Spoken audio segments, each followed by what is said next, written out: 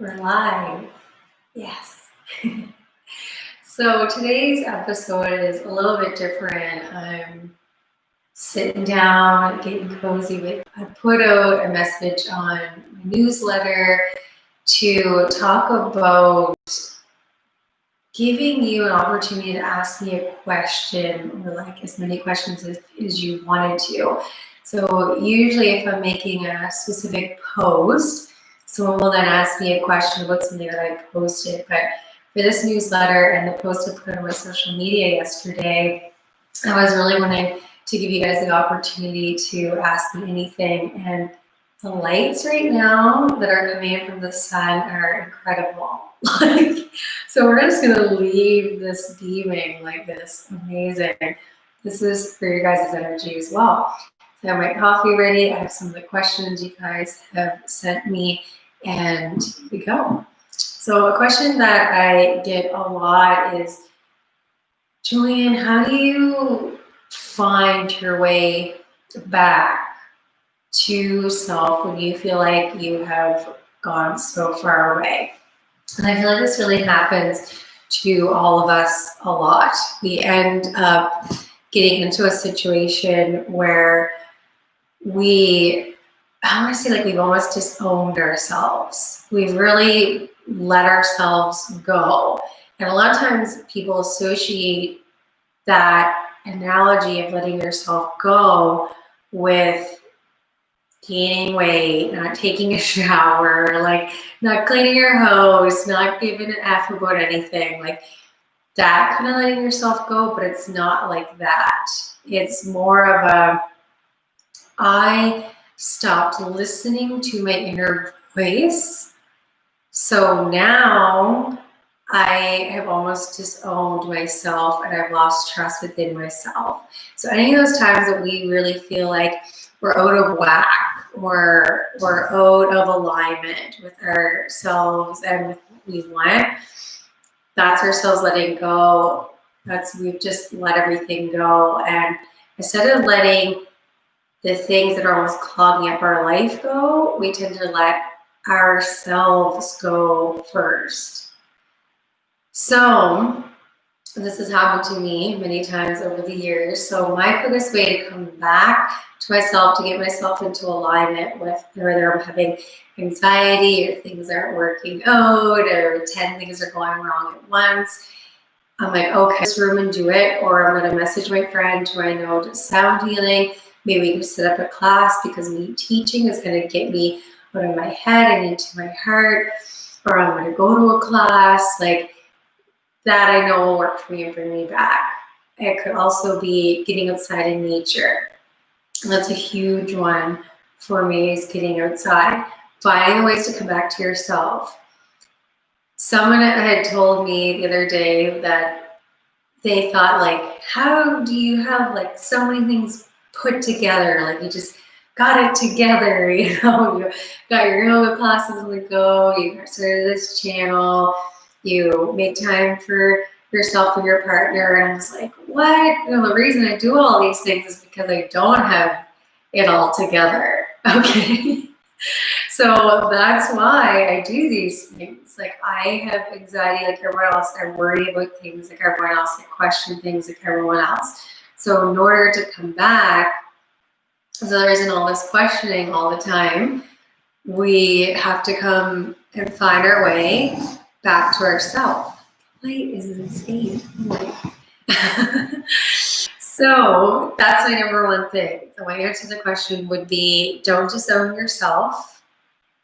Okay, in those situations when you feel like you're being compromised or you feel like you're being too busy, don't let yourself be the first to go that you disown. Come back to yourself. This will take you maybe years to fully ingrain because it's not a learned behavior. We've been taught that it's selfish of us to put ourselves first or to listen to ourselves or to go figure out what everyone else is doing and that must be the right thing. Don't disown yourself. That's the answer to almost like every question is don't disown yourself, okay? Another thing I get questions a lot about is what is Zyia? So these are the clothes that I'm wearing. this hoodie, this shirt. I have a private VIP group. I'd love to have you in there. Send me a message by email, I'll add you. So I've been teaching yoga since 2012, and I was telling another instructor about 2 years ago about how there's really no good quality clothes. In the sense that even with Lululemon, like everything was getting picked so easily. I would wear something a few times and I ended up getting a hole in it. I just didn't find there was like the real quality for the price I was paying. And then you go to Giant Tiger or a box store somewhere and the black leggings are see-through. I'm like, why are they see-through? Like just things like that, or there's no actual support in the bras, or it looks like you have this uniboob going on. It wasn't anything that was practical and beautiful. So I had this conversation with her, and I've had this conversation with many other instructors. By the time, like no one knew anything else until my friend found this company through someone else. Someone had bought her a pair of the black light and tight leggings. So she was like, Juliane, like they're really something. Like they're really something different, and I'm always skeptical. I was like, well, I'll buy 2 pairs from you just to support you because you're my friend. That's what we do. We support our friends. So I got 2 pairs and I wore them for like 7 months. Like that's how skeptical I was. So I kept wearing them. And I kid you not, I still have the same 2 pairs of leggings. I just gifted them to my partner, Fabian's mom. They look brand new still. Like you can't tell that I didn't just buy them yesterday. And I've worn them through hot yoga. I've worn them hiking trails. I've washed them. I try not to put them in the dryer, but sometimes I have. So those are incredible leggings. And I bought another pair. I ended up signing up as a rep right before COVID. And now, of course, I've tried like these boyfriend hoodies, different kind of hoodies, and I continue to say they're the best. And their customer service is so good too. Everything is just really like designed for the customer, and it's more like online boutique shopping.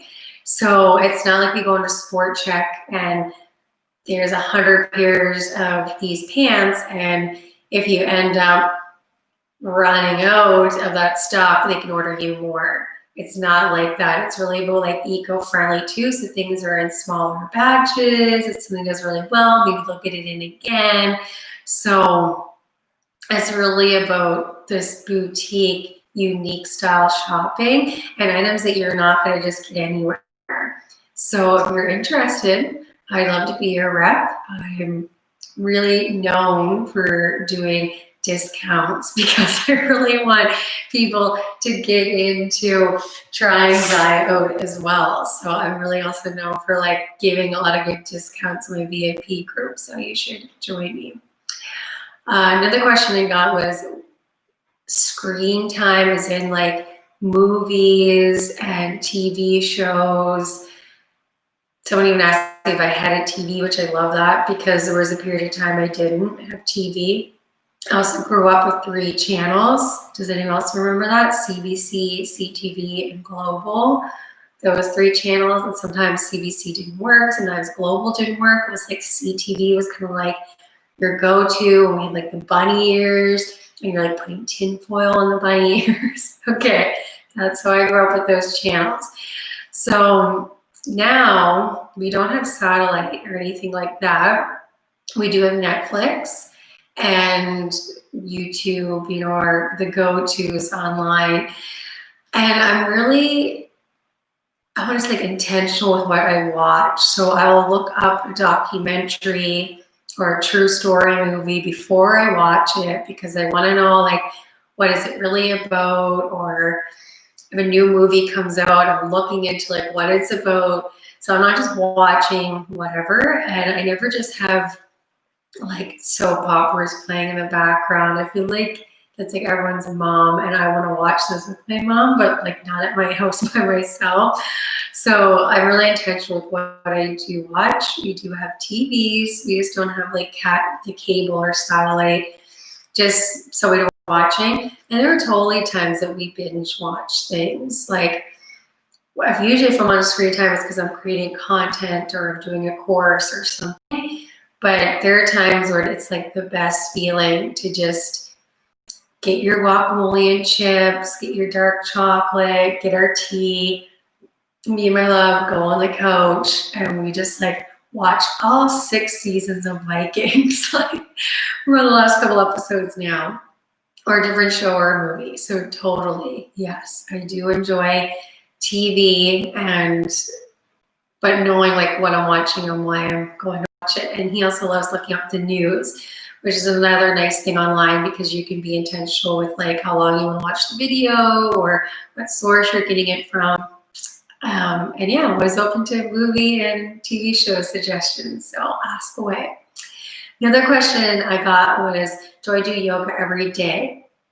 And to be honest, the definition of like doing a full hour yoga class, no, I don't do that every day. My definition of yoga is connecting breath to movement or taking rest when you need it. So there are times that like I'll get the bolster out and I'll just do like 2 poses on the floor. Or while standing, I'll go into tree pose to open my hips, or for a walk, we'll pause, connect to our breath, do a slight body scan and breathe before we keep walking yoga. So in that sense, yes, I do yoga every day, because yoga isn't just on your mat, it's also into the world. I'll do another video on that sometime. But yes, in that term, in that analogy, I do yoga every day. Books, another question. I love reading. I'm also like just starting to kind of write a book myself. I've been wanting to do that since like I was a kid. I've always wanted to write a book. So I wrote in 2013, I'd write one. I still haven't. And now I'm like getting this calling because I love writing. So I'm doing that. Eventually it'll be done, even if I just do a bit a day. So what I'm reading, I'm actually looking at one of my books right now called Wild Feminine by Tammy Lynn Kent.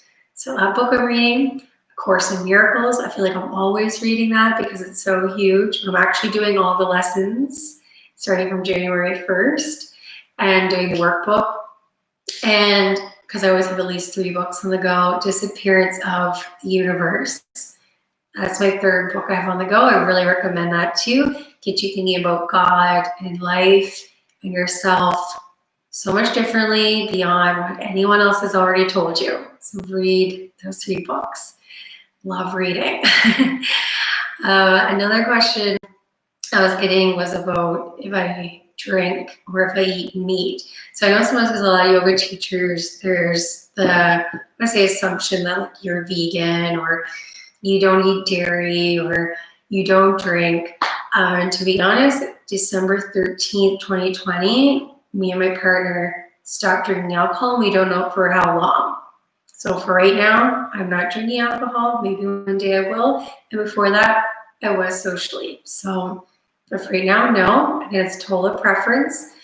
And I was vegan for a year and vegetarian before that. And now I don't like to label my eating. That's something that I feel like has become an anxiety on the world, is what are you eating and how much are you eating, and like reading this, looking at this, like it's so much. So I just try to go day by day. What am I craving? I haven't had meat in 3 days. Maybe I'll have some today. I'm actually having some deer meat tonight. But yesterday I had vegetarian sushi, and the day before that I had vegan pizza, and the day before that I made a vegan curry soup. So it just depends on what I'm feeling. And that's something that it's another video I need to do, is talking about how we need to have less anxiety about eating and how we're eating, because that's a disorder in itself, I would say. One more question that I've been getting a lot as well is, what my thoughts are on what is happening in the world. So whether it's the riots at the Capitol or anything, Black Lives Matter movement, I get a lot of questions about like, what is the universe doing? And I really feel like there's this uprising of feminine energy, but the ultimate goal, as we all know, is the feminine and the masculine together. So knowing the ultimate unity is these two together, there's still this divide in between people's energies, because we're all feminine and masculine, but also like in the world of feminine and masculine aspects. And I could be a female, but be attached more to masculine energy, so more like the doing, the structure, like those aspects. So it depends on like where each person is, what they're associating with. So right now, these two energies are totally off. There's a divide, as we know, in the world in more ways than one. And this divide of the feminine and masculine energy is almost coming to be no longer sustainable. So there was a period of time where it was okay if one was a little more on a pedestal, and then there's times where the other one was a little more on a pedestal, and it worked, but it's only for like that bit of time of survival. And even then, like, that's not ultimate unity or living. So the ultimate is the unity of female and male energy, masculine and feminine, all the people, all the energies in the world. So as the universe and light is trying to bring this into form, things are getting chaotic because everyone is not okay with living the way we were.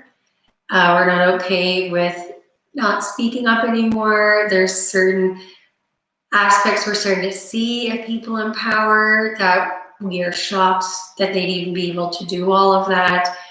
So it's just almost like this big shaking up to see where things will land next. So when this happens in the world, this also will happen personally in your life. Like if someone calls you, your boss, and is like, oh yeah, you're fired. That's a shake up, okay? These are the times where things are getting shooken up to see almost where they all land again. And it'll take a long period of time for it to land. So we have to have like the patience and to go inwards and stick to our knowing. Our knowing is really the key to the chaos. Sticking to your knowing, coming back to the self. Like I said in the answer to the first question, don't disown yourself. These are the times we need to come back to ourselves the most.